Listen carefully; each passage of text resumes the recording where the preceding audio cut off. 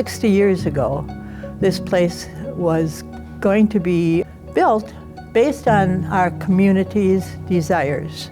In Menomonee Falls, the persons that were living here at that time really were feeling that there was a need to have a healthcare system started that was hospital-based here in the Falls. This hospital is a community hospital. It was funded by the community, and the legacy is rich in individuals that have contributed to this hospital over the years. So it's a natural decision to create a clinic that can help individuals that may not be able to afford the highest level of care. Based on the emergency department itself, we were able to then begin to identify needs within the community, and it was perhaps the uninsured and underinsured folks that were coming through there that made us understand that we were not necessarily meeting all those needs within our community, that perhaps we needed to take a look at what else should be done. A community needs assessment was done and then kind of looked at to see what was needed.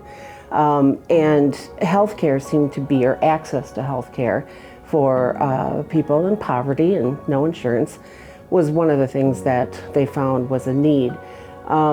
So, you know, Mrs. Parker, Pam Parker, decided that, you know, we needed a free clinic.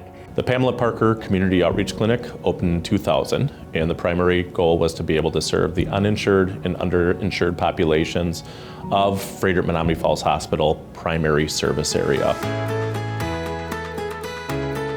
You check in with reception, and then I talk about the services we have, I talk about our staff, and then I talk about that we have a small pharmacy. We try to have all their medication needs met. If we don't have the medication here, how we might help them find their medicine at an affordable cost, or maybe even somewhere for free. We order the labs, that they get those labs for free. Basic x-rays are free. With our caring, compassionate, and professional staff, we have that opportunity to care and to help improve the health and well-being of every life that we get to touch. You know, when a patient walks in, oftentimes they're embarrassed. You know, they feel like guilty because they need, you know, help. They don't have to be ashamed to come here. Yeah. At all. It's like coming to a regular doctor's office that's run by your best friends. Well, entrepreneurs, especially when you're self-employed, a lot of times you figure out these pools or these different places to do insurance, and you go online and you have to pay like $500 to $1,000 a month. On your first few years of entrepreneurship, you're trying your hardest to build a business, and then you have like rent, you have utilities, you have maybe even employees and all that. Even when me and my family, I got 3 girls in life, and both of us are self-employed. So it got to the point where it's like, it becomes consuming, and you struggle to, you know, you juggle them. And I've talked to people who aren't even entrepreneurs who haven't even had insurance, medical insurance for years.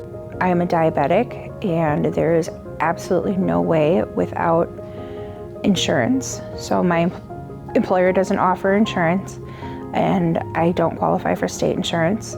So without this, there's no way I'd be able to afford my medications for a month, for a week. To know that that many people, I guess we were on the right track as we were making the decision to move forward with this. We hadn't done any formal studies and that sort of thing. It was really a gut feeling that said this was a need. And so I guess it only has proven that the facility and the program was needed. And this is Pam Parker's legacy. She set the tone. And she, just like so many of us, invested in us and nurtured us and ensured that we obsessively nurtured, right, that culture of caring for others. What better way to honor the leadership, the advocacy, and passion for serving our communities was to name the clinic the Pamela Parker Community Outreach Health Clinic. Well, I mean, it's very humbling, right? She's a pretty extraordinary woman to have had the foresight to start this type of clinic. I had a very supportive family. You have to understand that as well, because without a husband and 5 sons who would provide that support to me was very important. I have never gotten care under private insurance as good as I get here. The patients give as much to me as I might give to them. And that's why I love being here. That's why I love nursing, is seeing that positive impact I have on people, or we have on people. They want to be here. They're not here for a paycheck. They want to be here. They want to help. As we grow as an organization, and as technology grows, and as research finds new ways of doing things and of treating people, I believe that our depth and breadth of the services that we provide will grow. Here was a woman, late 40s, early 50s, and when I examined her, she had gangrene, and I was shocked. And to be honest, I really didn't think that she was going to do well. Several years later, I'm seeing a new patient for high blood pressure, and she's like, "Oh, I'm with my friend. She knows you." And I go out and I meet this friend.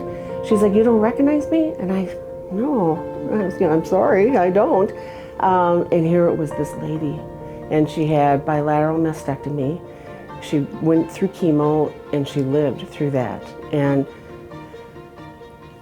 it just really gets me, because I really didn't think that she'd make it. You need compassionate people to be there for those that need lifting up. Hope is a way through, and when you connect to that hope, and when you connect to a belief in a mission, there really isn't anything that you can't do. People are too important, and the role that we play is too important.